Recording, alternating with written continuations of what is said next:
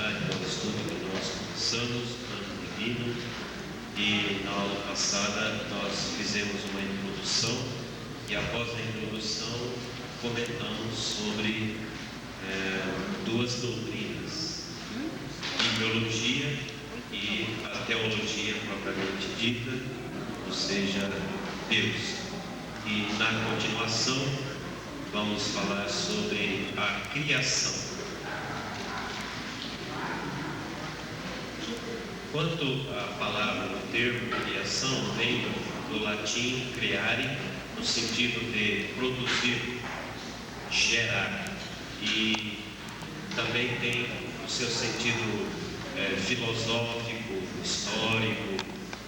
E quando se trata aí da criação, utilizamos um termo filosófico que é a cosmogonia. Então, o nascer do universo. De antemão, quer dizer que Deus é a origem de todas as coisas, invisíveis e visíveis. As coisas visíveis vindo das invisíveis e ambas de Deus.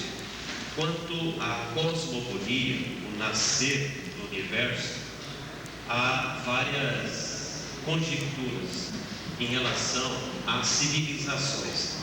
Vou apenas citar aqui algumas civilizações para nós entrarmos no ponto de vista bíblico, teológico. A primeira civilização que trabalhou aí a cosmogonia foi a grega e, consequentemente, tirando como cópia, a romana. E, segundo o historiador Hesíodo, o começo do mundo era um começo assim, sem forma, e tendo como no nascer do universo aí, o início como um caos. Os romanos tiraram também, reflexivamente, alguma coisa quanto à cosmogonia grega. E a egípcia, para os egípcios, a origem do universo ocorreu através de 4 membros. Apenas vou citá-los aqui como Kine, ou espíritos, Nete, ou a matéria, Sevesh, o tempo, e Pasht, que seria o espaço. Quanto a uma outra civilização, a Fenícia, como os gregos, eles acreditavam também que tudo começou do caos. Uma outra civilização é a babilônica, que imaginava um estado primitivo que não seria nem céu e nem terra na forma atual, mas também como um caos. E uma outra civilização que quero citar aqui é a hebreia. Os hebreus, a entender que o próprio Moisés, por isso quando nós lemos na Gênesis, que mostra a criação, do capítulo 1 e depois do capítulo 2. O capítulo 1 traz de modo resumido, o capítulo 2 já traz assim mais detalhado. Então, os hebreus, quanto à cosmogonia, a origem do universo, acreditavam que o universo seria como uma plataforma, a Terra, e acima dessa plataforma havia uma grande abóbora, e nela estavam pendurados os astros, e os dois maiores eram, segundo eles, o Sol e a Lua, e que abaixo dessa plataforma, que é a Terra, haviam 4 colunas. E abaixo então dessa plataforma, junto a essas colunas, haviam muitas águas. E ficava também o Hades, ou o Sheol. Hades, para os gregos, significa além. Sócrates acreditava que 4 rios davam acesso ao Hades e ao além, cada um mais violento que o outro. E pessoas que cometiam crimes hediondos iam para o Sheol através do rio mais violento. E assim vem aquelas ideias todas sobre o que colocou, né, os historiadores, Hesíodo e outros gregos. Mas para os hebreus era assim o pensamento da cosmogonia. O universo era, portanto, centralizado na Terra, o que prevaleceu até a Revolução Copérnica, né, que revolucionou o mundo.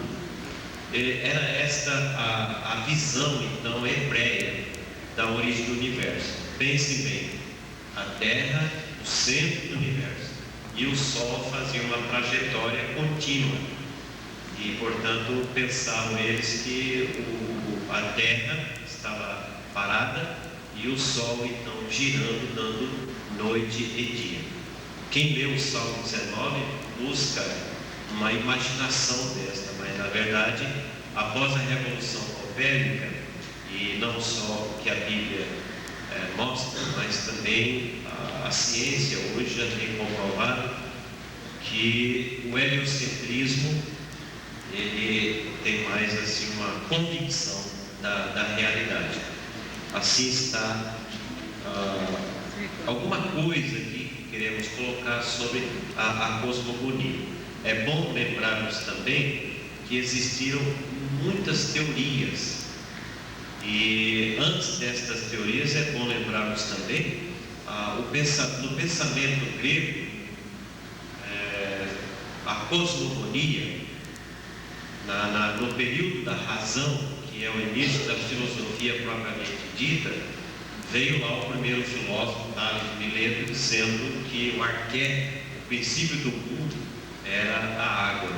Depois Anaxímenes, da sua própria escola, disse que não, o arquétipo do mundo, a origem, o princípio era o ar. Mas depois veio Anaximandro, né, que disse que seria o áper, uma substância etérea.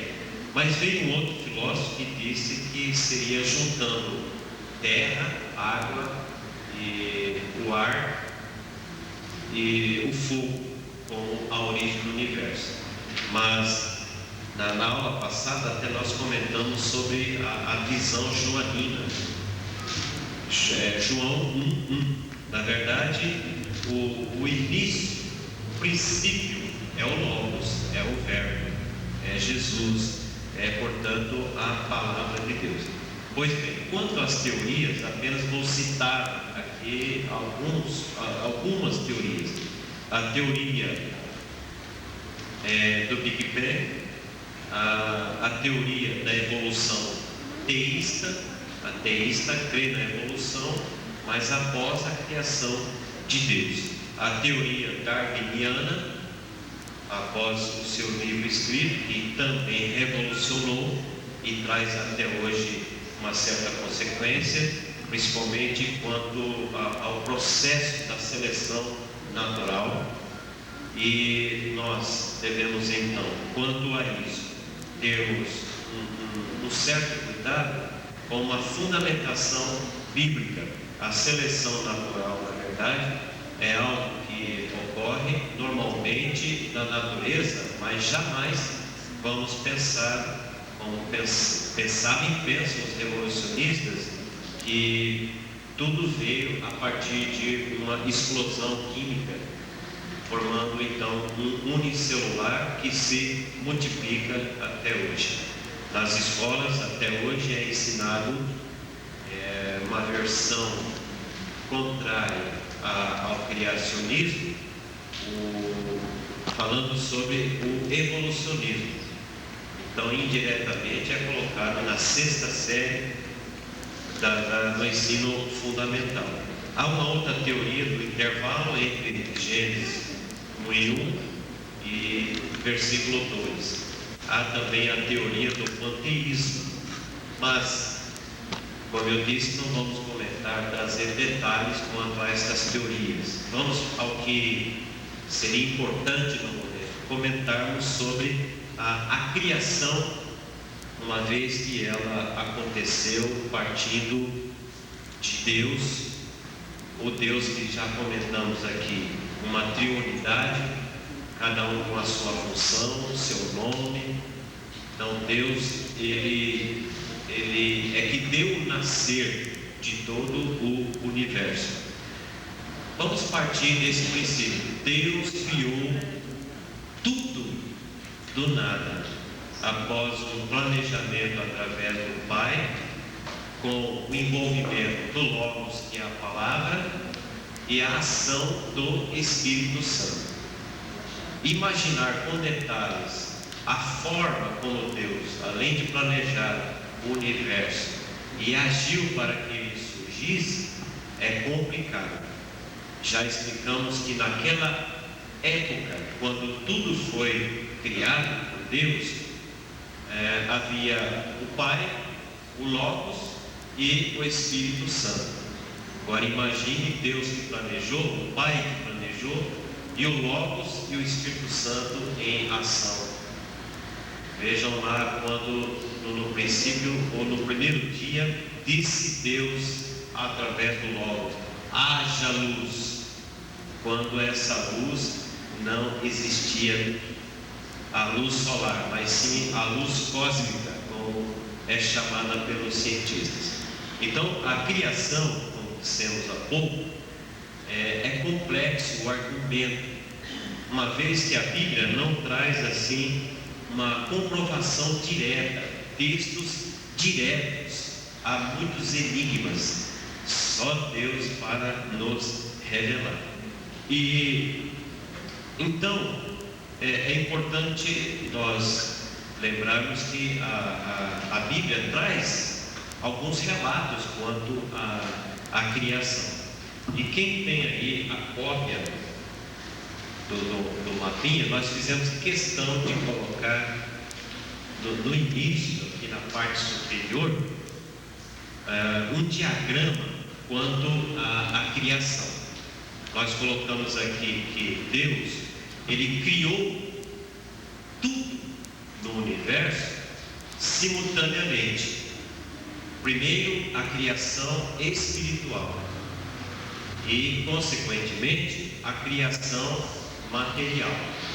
Digamos assim, a metafísica e a física. Para os judeus, quando se trata aí de dias da criação, eles colocam assim: dia 1, dia 2, dia 3, dia 4, dia 5, dia 6, sábado. É a leitura que eles fazem. Portanto, crendo assim que Deus criou o universo espiritual e o universo material, vamos olhar para esse universo espiritual. A Bíblia dá poucos detalhes, mas o que Deus criou no universo espiritual? Entendemos que no primeiro dia dessa simultaneidade, Deus já criou os anjos, porque lá em Provérbios capítulo 8 nós vemos algo sobre a sabedoria, algo também relacionado à criação. Em outros textos também fazem referência. Então, no primeiro dia, Deus criou os anjos. E lá vem o segundo dia, terceiro, quarto, quinto, neste universo espiritual. Mas nós não temos, assim, base escriturística para fazermos uma leitura. No dia 1, no universo espiritual, Deus criou os anjos. No dia 2, Ele criou, não temos. Mas nós podemos deduzir que provavelmente, é bom nós frisarmos isso, há momentos em que a Bíblia diz claramente. Quando diz claramente, então a gente aponta o texto, conforme o texto aconteceu isso. E há momentos em que a gente diz, segundo a verdadeira ciência, aconteceu assim, assim, assim. Porque existe também a falsa ciência, mas há também a dedução. Então, no mundo, no universo espiritual, deduz-se que logo no primeiro dia já aconteceu após a criação do mundo, da terra, como está aqui no painel, a terra original, em cuja terra já haviam os reinos animal, mineral e vegetal, imediatamente, ao findar do primeiro dia, já aconteceu uma revolta. E essa terra original, ela se desintegrou, passando para um momento em que o pessoal chama de terra caótica. E é bom nós pensarmos sobre isso, principalmente quando surge, por exemplo, um anúncio de que foi encontrado um fóssil, por exemplo, em Marte, na Lua. Que explicação nós daríamos, não é verdade? Então faz sentido isso. Então houve imediatamente a queda do mundo angelical, nesse universo espiritual. E é apenas isso que nós podemos deduzir com base bíblica. Gênesis 1:1, Neemias capítulo 9, versículo 6, também em relação à queda do mundo angelical, temos lá, se eu não me engano, Lucas capítulo 10, versículo 18, confirmo aí, falando Jesus que via Satanás como um raio cair do céu. Vamos para nessa simultaneidade, ou seja, ao mesmo tempo, olhar para a criação do mundo físico, o mundo material, que fica mais fácil agora. Nós falamos da criação do mundo material. A criação do mundo material são aqueles dias relatados por Moisés. É o caso do dia 1, dia 2, dia 3, dia 4, dia 5, dia 6 e o sábado, que é o descanso. Alguém disse que quando Deus criou o universo físico, o universo material, Ele criou em duas etapas principais. A primeira, separação. A segunda, preenchimento. Depois vindo o descanso, que é o sábado. Alguém disse também, segundo Meyer, que houve preparação e separação, complemento e término, depois o sétimo dia, que é o sábado. Para entender melhor, juntando essas informações, vamos lembrar o que aconteceu dia por dia no universo físico.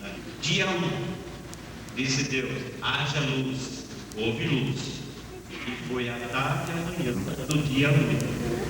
Dia 2, houve o que?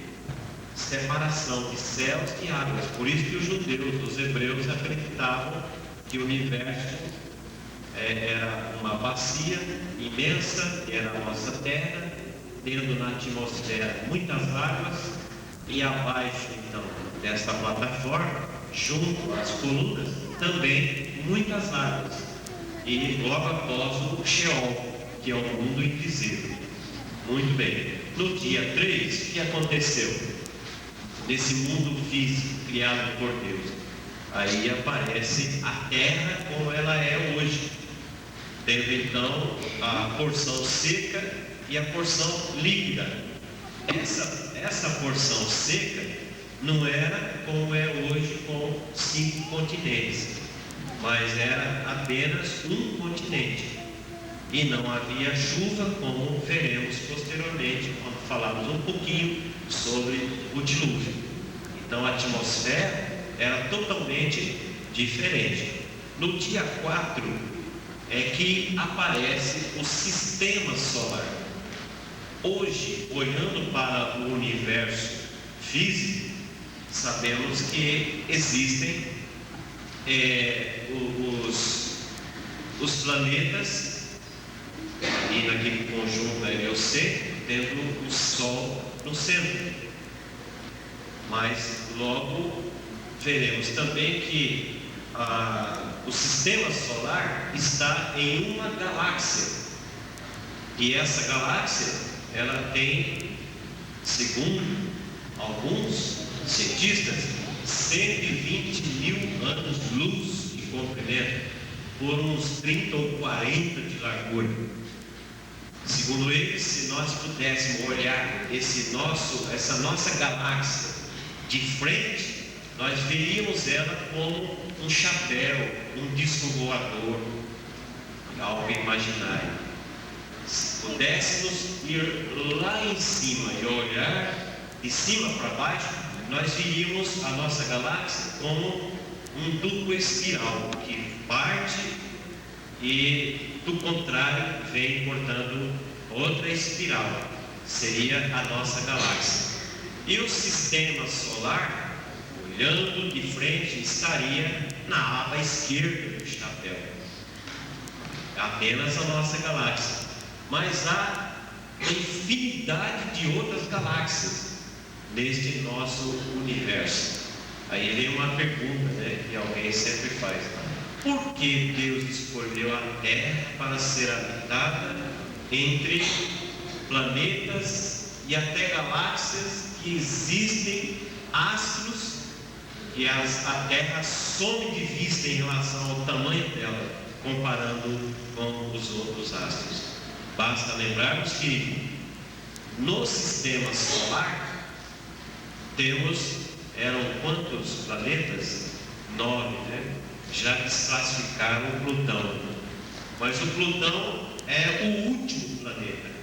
Agora vejam só, quando a Terra dá uma volta, que é um movimento de translação em volta do Sol, dá um ano equivalente a 365 dias.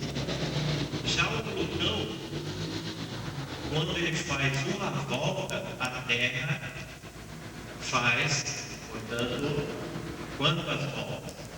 Muitas voltas. Enquanto a Terra faz várias voltas, o Plutão faz uma volta só. E assim, cada planeta. Eu tenho aqui uma relação, não vou entrar em detalhes, mas há aqui o planeta mais próximo do Sol, que é a maior estrela próxima das civilizações. É o Mercúrio. O ano dele dá 88 dias. Vênus, o ano dele dá 243 dias. A Terra, 365, que tem um satélite, que é a Lua. A Lua gira em torno da Terra e tem 3 movimentos: rotação, translação e evolução. Rotação no 8 dias, translação no ano dela, e a evolução, então a Lua é nova, crescente, minguante, cheia, os movimentos de revolução. E após a Terra, o planeta Marte. E Marte, o ano dele dá 687 dias. Depois de Marte há um espaço onde estão os meteoros. Alguém chama isso de o resto da reforma da Terra, onde estão os meteoros. Depois de Marte vem o Júpiter. E a partir de Marte há uma impossibilidade de existência de vida humana, dada a distância, começa a ser mais frio. E da Terra para o Sol, claro, muito quente. Depois então de Marte vem o Júpiter, o ano dele dá 11 em relação à Terra. Saturno, que tem o seu anel, o ano dá 29. E Urano, que tem 5 luas, o ano dele dá 84. Quando eu digo assim 84, seria quando ele faz um ano, a Terra faz 84. E Netuno, 164. E o Plutão, vejam só, quando o Plutão faz uma volta para dar um ano dele, a Terra fez 247 anos. Isso em volta do Sol, só dentro do sistema solar. Então, é por isso que um certo cientista disse que as bordas do universo, se pudéssemos chegar lá, veríamos tudo como uma pasta gelatinosa.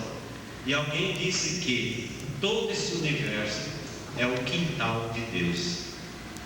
Então, é algo extraordinário. Tudo isso Deus é que fez. Bom, Boa pergunta. Eu, na verdade, acredito que essa terra original não foi criada no terceiro dia, e era o habitat dos anjos. Porque quando Deus criou os anjos no primeiro dia, e se nós considerarmos que logo no primeiro dia houve a queda do mundo angelical, essa terra original já existia, e era a habitação, o habitat dos anjos. E veja aí como há esse entrelaçamento aí do universo espiritual e físico, né? Então, em relação à pergunta do pastor Jair, na verdade, essa terra original, quando aconteceu a revolta do mundo angelical, ela se tornou caótica. Isso. E quando ela se tornou caótica, num dado momento, posteriormente, ela se desintegrou. E essa terra que nós vivemos nela hoje seria o quê? Uma parte desta terra original. E o pastor me fez lembrar de uma coisa aqui. Não tem uma base. Não, é uma dedução.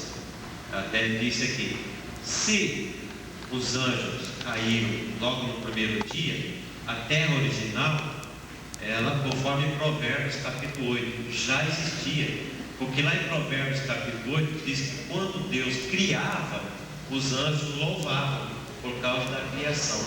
Então não tinha acontecido a queda, e somente depois. Portanto, a terra original já existia, era o habitat dos anjos. No terceiro dia seria essa que nós estamos agora. Houve uma separação, né? Terra, a porção seca e a porção líquida, ok? É bom nós lembrarmos também em relação aos famosos dinossauros, né? Os famosos dinossauros. Tem 3 teorias em relação aos dinossauros. A primeira teoria é que eles foram destruídos, criados e já destruídos no 6º dia antes da criação do Adão. E há uma teoria que os dinossauros foram destruídos no dilúvio. Eu já descarto as duas. Eu particularmente fico uma terceira, que a própria ciência explica, né, que os dinossauros desapareceram há 65 milhões de anos atrás. Agora, eu particularmente creio que quando houve a revolta no mundo angelical, onde a terra original passou a ser caótica, já houve a extinção destes dinossauros. E é bom lembrarmos, ouçam bem, o termo dinossauro é dado pelos cientistas. A Bíblia jamais menciona dinossauros. Ela menciona, segundo a explicação de Moisés, grandes répteis. Olha o relato de Moisés lá em Gênesis capítulo 1. Então parece-me que, embora esteja lá entre o 5º e o 6º dia, grandes répteis, mas é a Bíblia falando da existência de grandes animais. Então a minha posição particular é que eles foram criados, né, já na terra original, pois haviam, como eu disse há pouco, o reino animal, mineral e vegetal. Então, junto com a queda do mundo angelical, aconteceu a extinção desses grandes répteis. Não tem uma prova bíblica que na terra original tinha vida vegetal e vida animal. É uma dedução, segundo o texto, né, da reino animal, mineral e vegetal, o texto de Ezequiel, capítulo 28, a partir do versículo 12, e Isaías, capítulo 14, versículos 12 a 14. Embora esses dois textos façam menção de governantes, deduz-se que, principalmente Ezequiel 28, esteja falando sobre o que aconteceu na queda no mundo angelical, que nós falaremos um pouco sobre isso na doutrina dos anjos, né? Então, segundo Ezequiel, capítulo 28, lá na terra original, o Lúcifer era o maestro, ele dirigia os anjos, e lá está claro, ele andava sobre pedras fogueadas.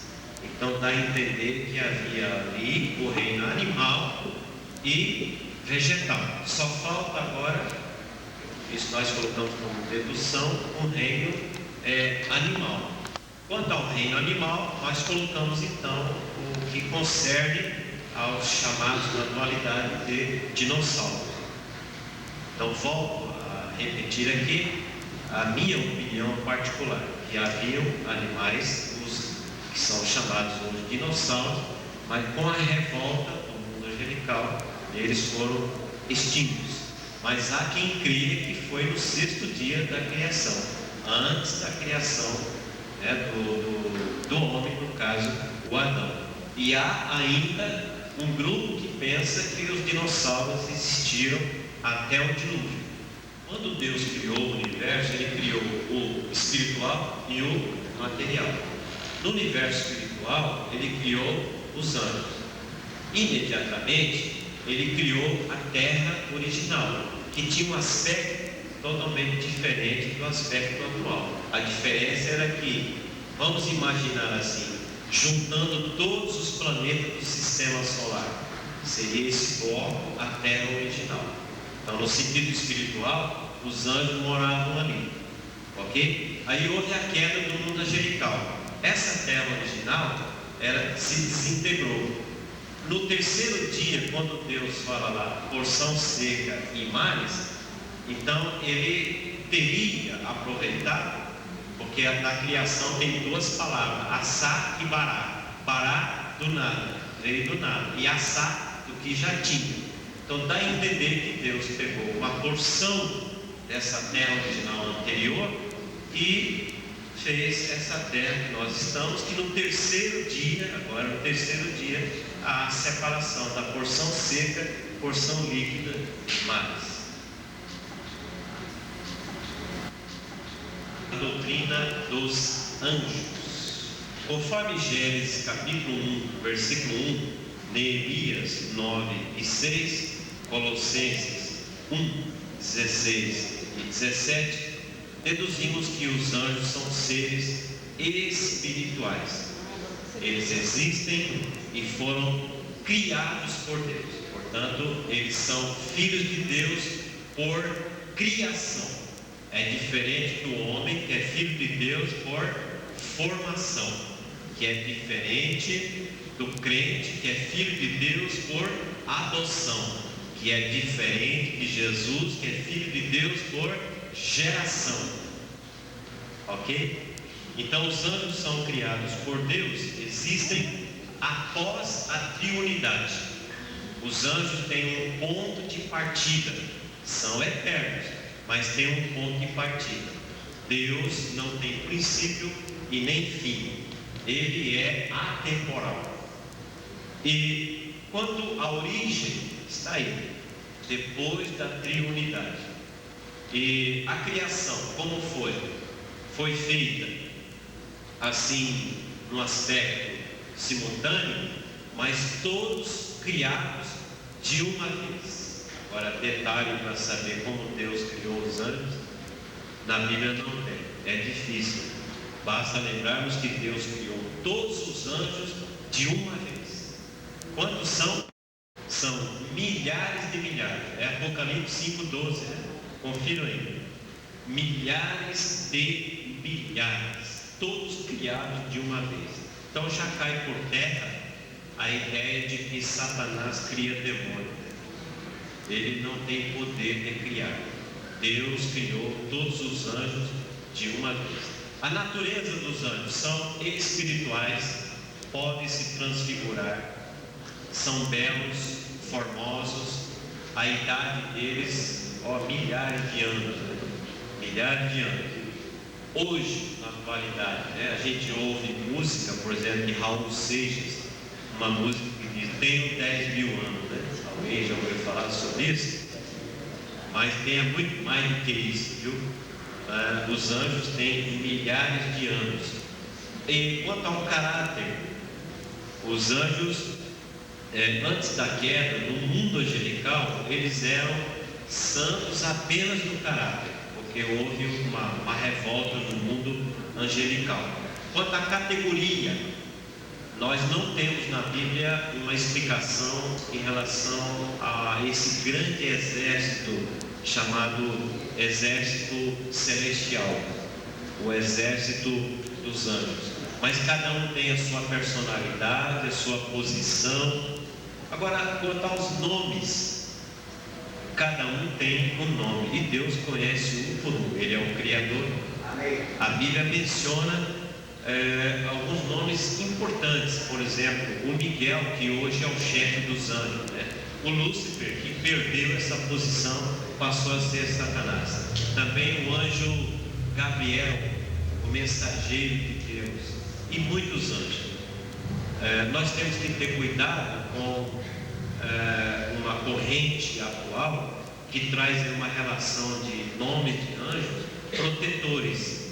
Cada dia do ano o nome de um ou mais anjos para proteção. Isso aí é criação humana. Mas que existem milhares de anjos, com certeza sim. Agora, quanto à realidade dos anjos, eles estão no decorrer da história da humanidade, por exemplo, em atividade.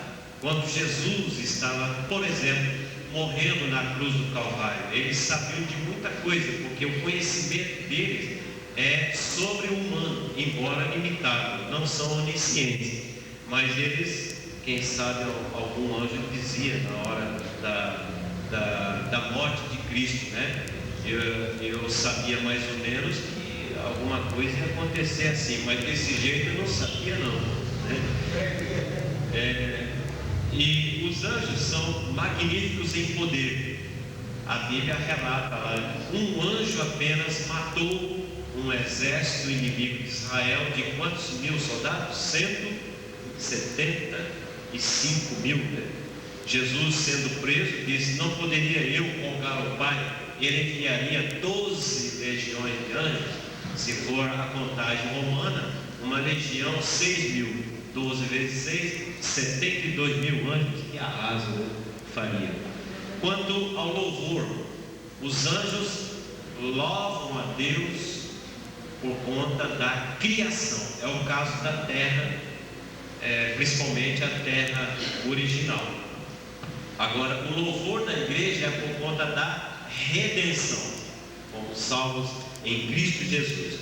Quanto à hierarquia angelical, a Bíblia, como dissemos há pouco, ela não traz uma relação, mas deduz de alguns textos, principalmente, vamos lembrar aí, Isaías capítulo 6, naquele cortejo lá, é visto os serafins. Em Ezequiel capítulo 1, capítulo 10, são vistos lá os querubins. Mateus, se eu não me engano, capítulo 18, versículo 10, fala da presença de um anjo particular a cada um de nós.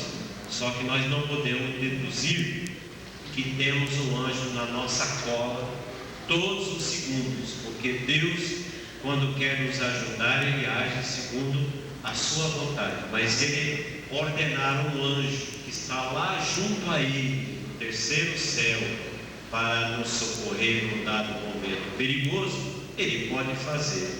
Daí a dedução de que os anjos não têm asas obrigatoriamente. Há quem pinte um anjo com belas asas, né? Há até um adágio judaico que diz assim: o Gabriel, ele tem 2 asas, porque ele é um mensageiro, né? Mas o Miguel só tem uma, para demorar mais, porque ele é o anjo do juízo. Mas deduz que anjo não precisa de asas. Às vezes é visto, mas às vezes é visto como um homem comum.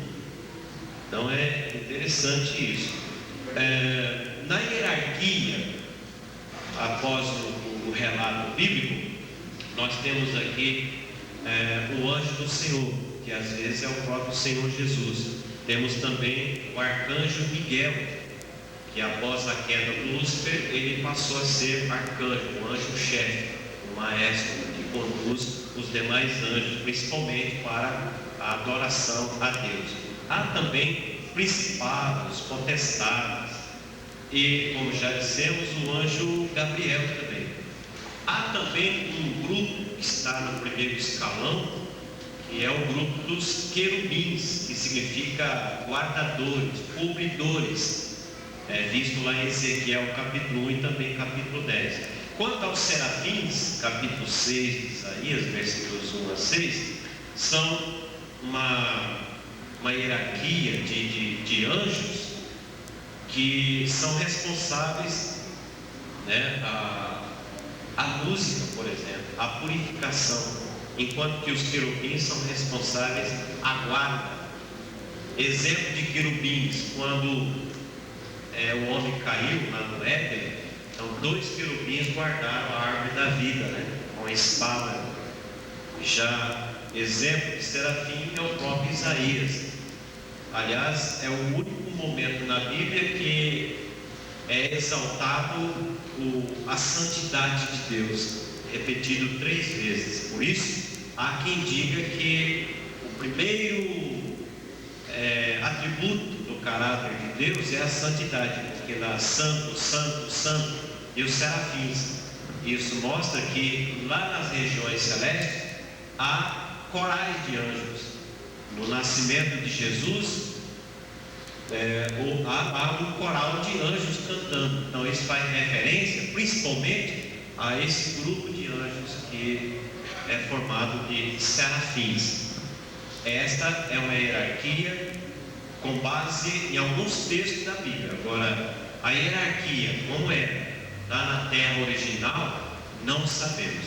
Só sabemos que o Lúcifer era o chefe, o maestro, que conduzia os demais anjos à adoração a Deus. Vamos falar sobre a queda do mundo angelical? Voltando aí, é aqui, na terra original, que ela ficou caótica, que dá-nos a entender que aconteceu ainda, segundo alguns, no primeiro dia da criação espiritual, segundo alguns entendidos. Então, como era a vida dos anjos na terra original? Eles viviam aqui, chefiados por Lúcifer, e num dado momento, olha a origem do pecado, surgiu no coração de Lúcifer, através do orgulho e da violência. Pensou ele, conforme relata Isaías 14, 12 a 14, onde estão os 5 ex de Lúcifer. Quem sabe decora? Não dá tempo, subirei, estarei, serei semelhante ao Altíssimo. Quando Deus ficou sabendo, olha a onisciência de Deus. Quem pensar que o Satanás sabe de imediato que nós pensamos, se engana. Ele pode descobrir aos poucos, mas só Deus sabe todas as coisas. Então, o Lúcifer projetou ser semelhante ao Altíssimo quando houve a queda. Havendo a queda, a terra ficou caótica e não se sabe quanto tempo se passou. Por isso que nós fazemos referência à criação, período da criação, em 6 dias períodos, e não de 24 horas cada um. Então tem muitos milhares de anos aí só na criação.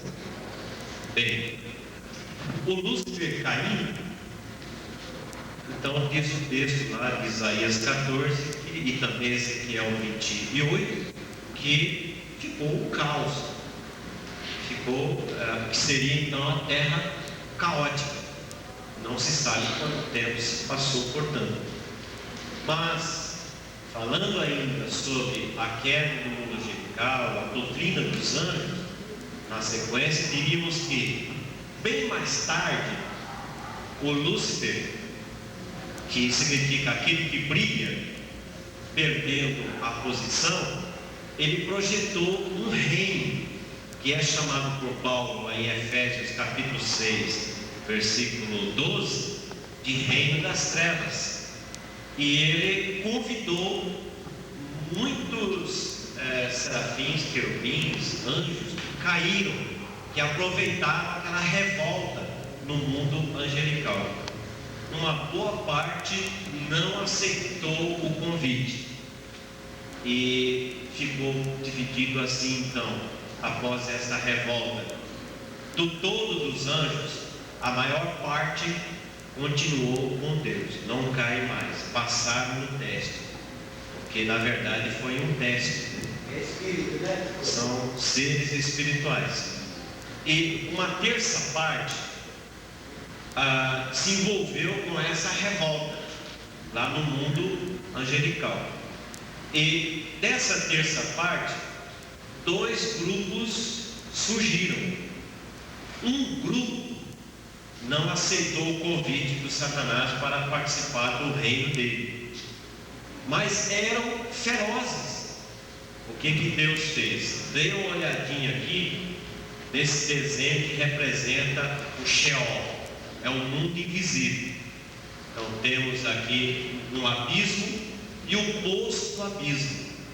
Nesse poço do abismo, dizem alguém que não tem fim, está reservado, aprisionado, esse grupo primeiro dessa terça parte do todo que não acompanhou Satanás. Durante a grande tribulação, conforme Apocalipse capítulo 9, esse grupo da entender será solto, chefiado, como é que diz lá? Apolion, né?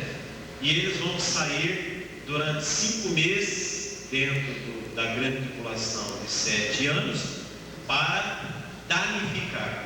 Eles vão sair em forma de cabelo de mulheres, dentes de leões e caudas de escorpiões, para ferroar, chuchar os homens que estiverem aqui na grande tribulação dentro desses 5 meses.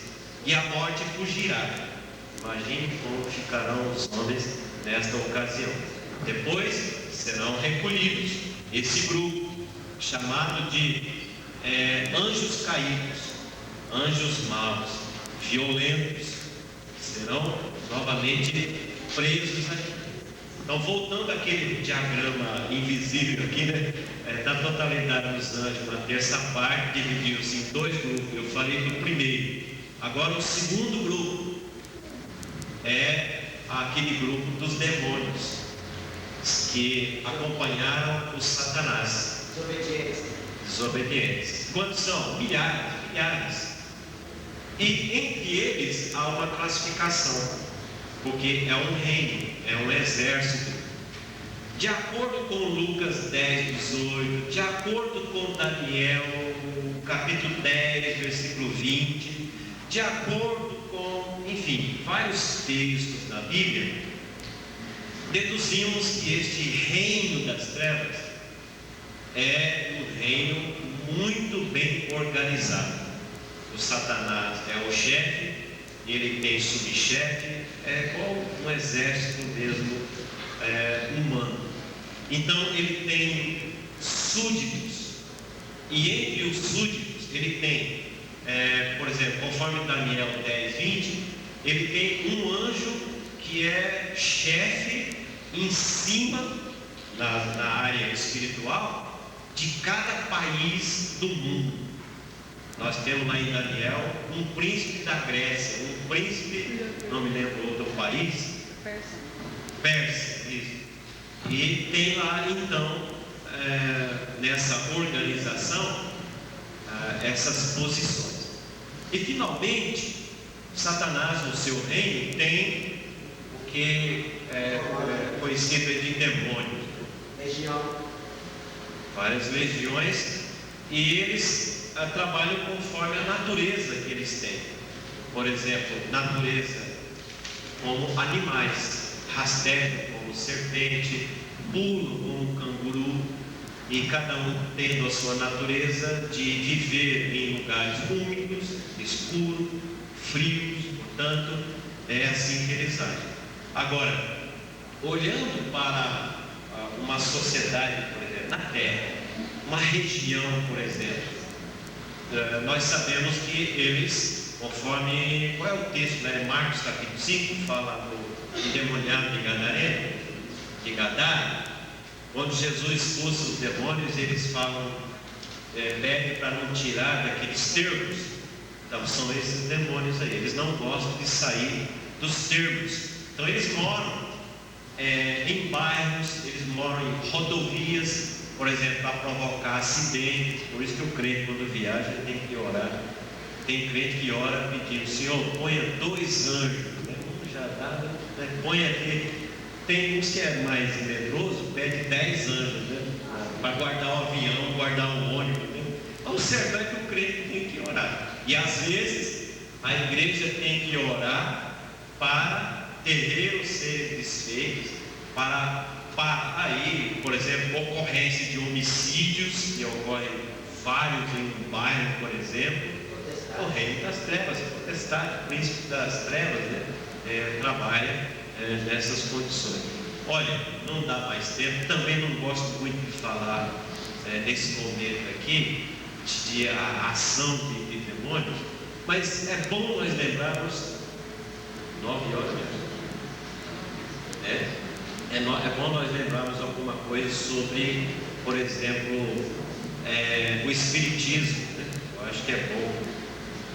O Espiritismo, além do paganismo, né? O Espiritismo moderno começou nos Estados Unidos com a família Fox, quando acharam, por ver as 2 meninas móveis se mexendo, a mãe que foi chamada pensou que era o espírito de um homem que tinha morrido lá naquela casa. Ali surgiu o Espiritismo moderno. Depois foi para a França, da França para os outros países, inclusive o Brasil. Mas vamos classificar aí esse Espiritismo em 3 áreas principais. O Espiritismo comum, onde entra a necromancia, quiromancia, e paralelo a isso ao kardecismo no Brasil. E há o Espiritismo da pesada, vamos chamar assim, onde inclui o terreiro, que tem lá as etapas. Inclusive, lá se faz jejum para Satanás, a consagração a Satanás. E nessa etapa entram aí aquelas organizações que são, por exemplo, o Saravá, a Umbanda, a Quimbanda, entra nessa área aí. E tem uma terceira área que seria o Espiritismo intelectual, onde entra até mesmo, sem medo aqui posso dizer, a própria maçonaria, principalmente algumas alas, e seria a área mais intelectual. E o que é visto na própria nova era, a ação. E vejam só, nestas áreas, é muito claro, é um campo fértil para o reino das trevas. Eu falei aqui, paralelo ao Espiritismo comum, ao kardecismo. Quanto ao kardecismo, lembra-se, por exemplo, um centro. Uma pessoa que está a caminho para o centro, ele fala algo que acontece com ele, então o demônio que conhece, que ouve, fala na boca do médium ou da médium. O passado das pessoas eles conhecem, então eles imitam as pessoas, mas jamais uma pessoa que passou para o outro lado via óbito volta aqui. O que ocorre na verdade é uma demonstração demoníaca. Falando nisso, vamos lembrar dos OVNIs. Existe disco voador, e eu tenho aqui uma revista, não é evangélica, Fator X, aparece um campo de aviação nos Estados Unidos, na área 51, e ali houve muitas experiências, né, com os americanos, até imaginaram descida de objetos voadores não identificados. Não existe, né? Já vimos que não há condições de vivência de outros seres. Então são apenas 2 seres existentes no universo: Primeiro, o ser humano. Segundo, o ser espiritual, que já acabamos de explicar aí. Os anjos que estão do lado, permanecem do lado de Deus, e o reino das trevas, que estão soltos por aí, que têm condições de imitarem.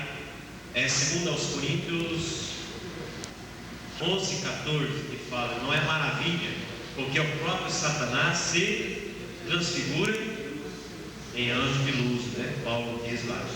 Então, imitação. O tempo se passa, o assunto é importante, mas eu preciso falar também sobre a criação do homem, claro, de modo rápido. Quanto à criação do homem, quando foi? Qual dia? Dia 6, sexto dia, para coroar aí a criação. Após a criação dos répteis, dos animais, a criação do homem. O homem, para ser criado, houve duas etapas para tal. Primeiro, o projeto. Segundo, a criação em si. Quanto ao projeto, o texto básico é Gênesis 1, 26 a 28. E quanto à execução do projeto, Gênesis capítulo 2, versículo 7. Quanto ao projeto, disse Deus: façamos o homem, porque Deus, ele quis criar um ser diferente, um animal racional, diferente do animal irracional. Então está aí o projeto: façamos o homem conforme a imagem da nossa semelhança. Imagem como um ser racional, semelhança natural, porque tem condições, pela razão, manter comunhão e contato com Deus, e semelhança moral, porque o homem foi criado, portanto, reto. Mas segundo Eclesiastes 7:9, após a queda, o homem buscou muitas invenções. Muito bem, quanto ao projeto ainda, é algo maravilhoso eu falar sobre o homem. Então Deus, quando diz façamos o homem, a triunidade, então no projeto Deus estaria colocando assim: olha, o homem será um ser matrizes, e eles terão corpo, alma e espírito, e também serão de parte material e de parte espiritual. Quem sabe, Hoje o cientista fala genoma, mas Deus já tinha o genoma, foi Ele que criou. Não sei como Deus chama o que hoje é dito genoma, mas está no projeto de Deus. E ainda no projeto, podemos dizer o seguinte, que o homem sendo formado, o corpo, e criado a alma e espírito, vivendo aqui na terra, aí os irmãos teriam que olhar, após a foto do anjo aqui, que eu esqueci de pedir para vocês darem uma olhada, tem um outro diagrama. Nesse outro diagrama fala sobre a estrutura do homem. Então o homem teria que, após a sua formação e criação, dominar a terra. Então Deus entregou para o homem. O versículo 7 do capítulo 2 de Gênesis está, portanto, a execução do projeto. Como é que Deus executou o projeto? Para criar os animais irracionais, Deus apenas falava e apareciam, mas para com o homem não. Conforme o projeto, ele com as mãos pegou a terra, dizem que é argila, e formou o homem, como é até hoje. Nada de evolução. O homem foi formado já naquele tempo como é hoje o homem. Está ali então aquele, digamos, boneco de barro, e Deus deu uma assoprada no nariz do homem. Nessa assoprada entrou a alma e espírito, e o homem passou a ser alma vivente.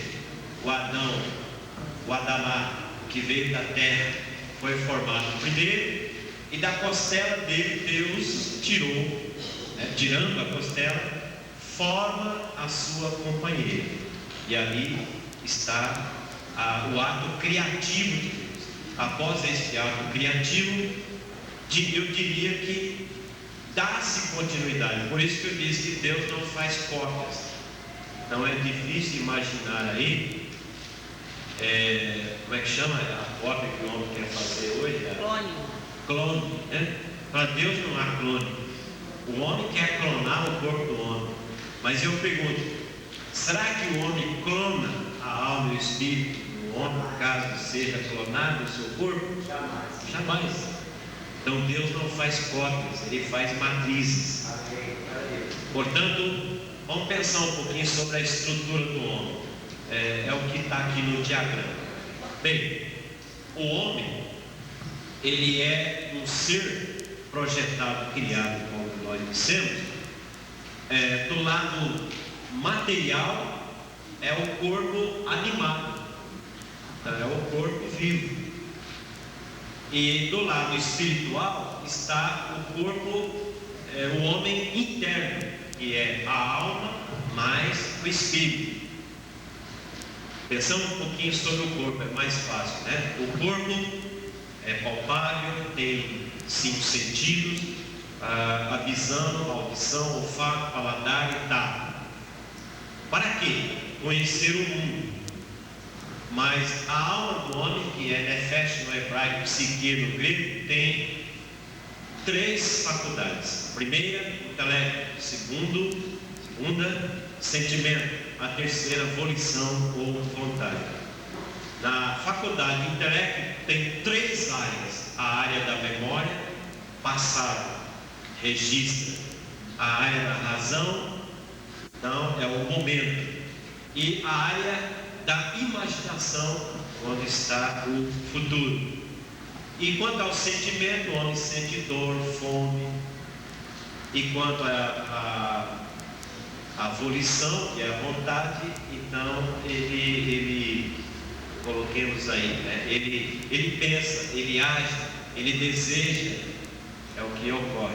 Alguém me perguntou assim numa ocasião: como você vê o homem em uma atividade, o corpo, a alma e o espírito dele? Então eu respondi fazendo uma comparação. Digamos que eu esteja diante de uma mesa com um bife cebolado preparado, e eu olho e o meu corpo, a audição, eu ouço lá, né, o barulho; na visão eu vejo, no olfato eu sinto o cheiro, e então mexe no corpo. E na alma também, porque eu sinto vontade. Mas no espírito, que tem 2 faculdades, que é a consciência e a fé, na fé está a religiosidade, na consciência está, portanto, o veredito do homem, é aquela vozinha que fala dentro da gente. Então, nesta comparação, eu vejo através do corpo, sinto fome e vontade pela alma, então eu vou. Mas no meu espírito, a consciência trabalha como se fosse, digamos assim, um prego, dizendo: Damásio, vai com tudo, porém com lealdade, cuidado. É o exemplo que a gente usa para imaginar a ação do homem por alma e espírito. Então está aí a doutrina do homem, apenas uma noção, tem muitos detalhes em relação ao projeto, à criação, à estrutura do homem. Então o homem, antes da queda, era inocente. O espírito era que comandava o ser humano. Após a entrada do pecado na raça humana, o espírito fica inativo. E a alma, a dona alma, começa a tomar conta. É o estado do homem sem Jesus. É a alma que está dominando. Imagine a alma de um delinquente dominando. Por exemplo, quer se drogar. O que está dominando? A alma. O que o intelecto faz? O que o sentimento faz? O que a vontade faz? Não é verdade? Então faz com que o delinquente use para satisfazer a necessidade. Agora imagine isso em muitas outras ações do homem no pecado aqui no mundo. Então é a alma que domina. Mas quando o homem aceita Jesus, o espírito volta em atividade correta. E aí então o espírito passa a conduzir. Só que após isto, o homem, ele sendo espiritual, se ele não tiver cuidado, ele pode voltar a ser um homem carnal. Porque tem 3 tipos de homens, o pastor já deve ter explicado isso para a igreja. É o homem natural, o homem espiritual, mas há o homem carnal. Ele está com o pé na igreja e o pé no mundo, no caso é o homem carnal. Obedece, né? Tudo que é oferecido. E então, o lado material do homem é esse corpo ativo. O lado espiritual é o homem interno, a alma e espírito. Aqui eu tenho, nessa revista, embora não seja evangélica, uma pessoa que vai a óbito.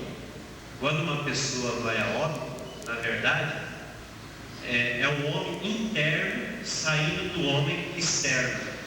Dá para imaginar isso aí?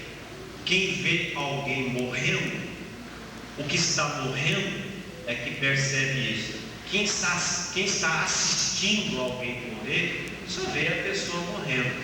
Mas quem está morrendo, ele sai de dentro dele. Porque tem o homem externo, que é o corpo palpável. Mas dentro do homem externo tem o homem interno, que é a alma, mas o espírito, que tem a mesma fisionomia. Agora tem muitos detalhes. Hoje mesmo tinha umas irmãs perguntando se nós vamos nos conhecer. Bom, deixa lá no final, a gente vai comentar um pouquinho. Sempre a minha resposta é esta: que nós vamos nos conhecer, iremos, mas vai ser um pouco difícil, viu? Um pouco difícil, dada a situação, o ambiente, mas que vamos nos conhecer, sim, com certeza. No céu não haverá velhinhos de bengala, e também não haverá bebês, crianças. Já ouviu falar? Tem gente que fala que para debater aí contra o uso que provoca, de método que provoca o aborto. Já houve quem diz que lá no céu tem no varal um saquinho de plástico pendurado, os fetos, que foram. Nada disso, viu? Deduz da palavra de Deus que lá não haverá criança e nem velho, mas seria assim, pessoas renovadas. Por isso que vai ser um pouco difícil para o pastor Jário conhecer a Meire. Vai demorar um pouquinho, né? Vamos conhecer, mas demora um pouco. Uma irmã que, por exemplo, estava grávida, perdeu a criança, e os dois vão para lá. E agora? Eu acredito que ela vai ter que pedir para Jesus: Jesus, o senhor sabe, né? Eu quero conhecer. E quem sabe Jesus vai mostrar um rapaz para ele que você não sabia dele. Mas, num ambiente maravilhoso.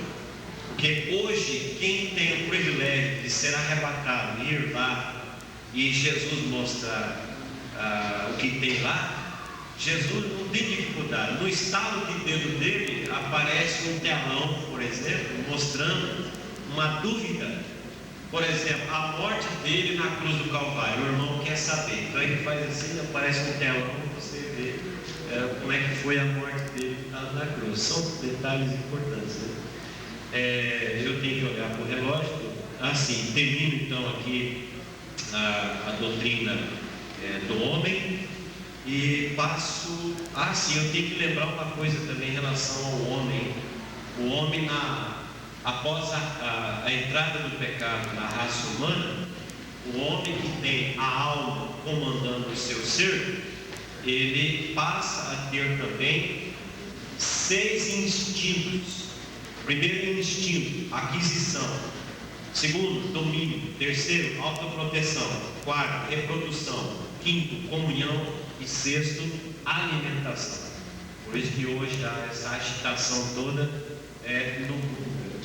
Imagine alguém que morre por conta de ingerir alimento em excesso. Eu soube de uma senhora e evangélica, ela tinha um colesterol muito alto e ela desejou, olha a alma dela, comer rabada de boi. Ela mesma preparou, mas só que ela comeu tudo sozinha. Resultado, morreu. Foi para o paraíso por Jesus, né? Mas não se cuidou. É por conta do instinto alimentação, por exemplo. Então o homem tem os 6 instintos. Por isso que o homem tem que controlar. Eu tenho mais uns 5 minutos e a partir desse momento eu vou ir mais direto aqui ao painel, tá? Então estamos já aqui na primeira dispensação, chamada inocência.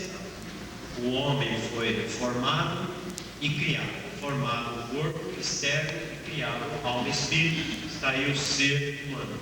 E o homem, Adão, estava então aqui no jardim do Éden, que significa delícias, que existiu no lugar conhecido atualmente como o Iraque, né? Segundo alguns, parte do Irã, é ali o berço das civilizações. E haviam 4 rios que passavam ali no Éden, 2 braços existem até hoje, o rio Tigre e o rio Eufrates. É o Eufrates que passa em Bagdá? É o Eufrates, né? Então esses rios banhavam o Éden e não se sabe exatamente, mas naquela região. Então lá estava o Éden, a presença de Deus. O Adão estando aqui com a sua esposa Eva, é bom lembrarmos também que na formação de Eva foi o casamento. Deus tirou da costela do homem. Isso fala forte sobre o amor, por exemplo. A mulher não foi tirada dos pés nem da cabeça. E aqui estava o casal, num período chamado de inocência. Ninguém sabe exatamente quanto tempo se passou aqui nesta primeira dispensação chamada inocência, quando o homem era inocente. Então lá estava Adão, Eva, após o casamento, que é uma instituição divina, e eles viviam aqui de uma maneira maravilhosa.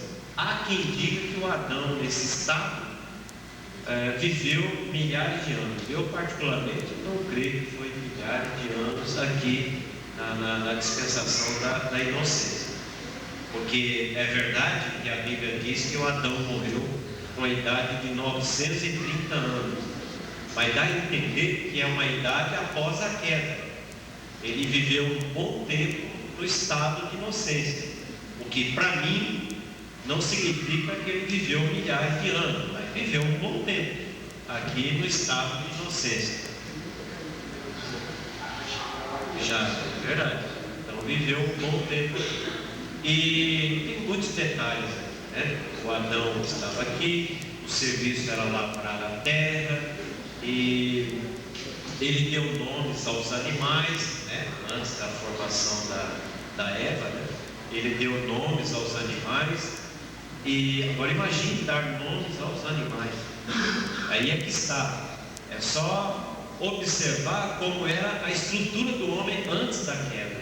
O Adão, ele usava toda a capacidade cerebral, que hoje dizem que o Einstein usou 10%. Agora imagine o Adão usando quase os 100%.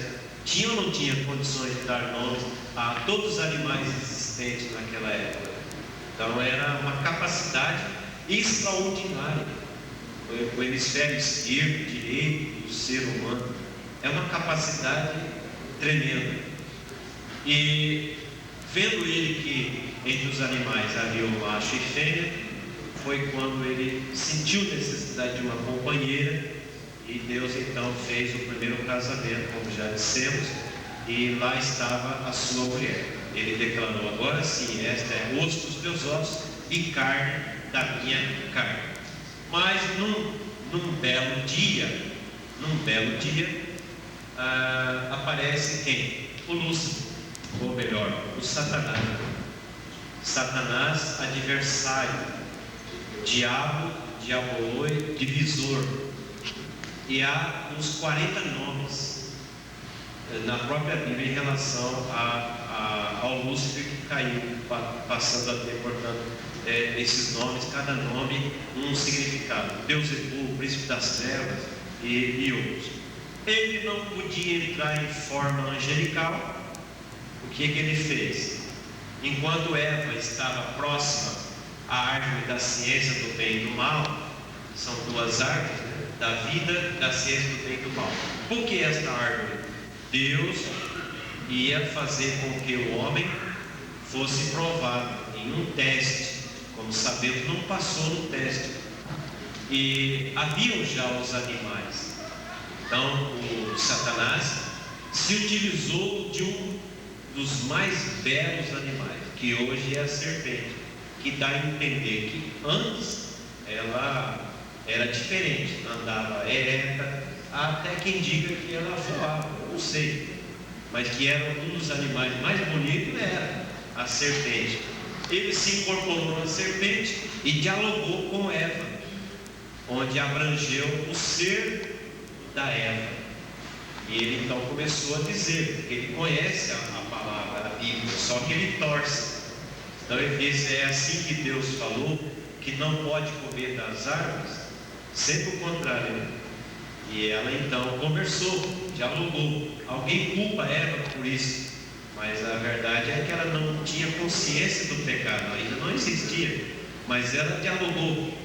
E então ela olhou, então mexeu no lado, na área física, e ela desejou ser semelhante a Deus, e se aproximou, se apossou literalmente daquela fruta.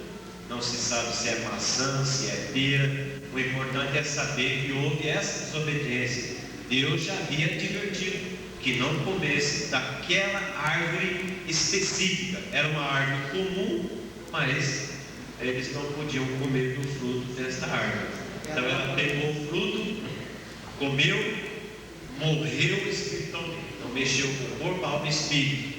O Adão se aproxima e comeu com ela o fruto. Há quem interprete que o pecado ali foi uma relação sexual, mas nada disso.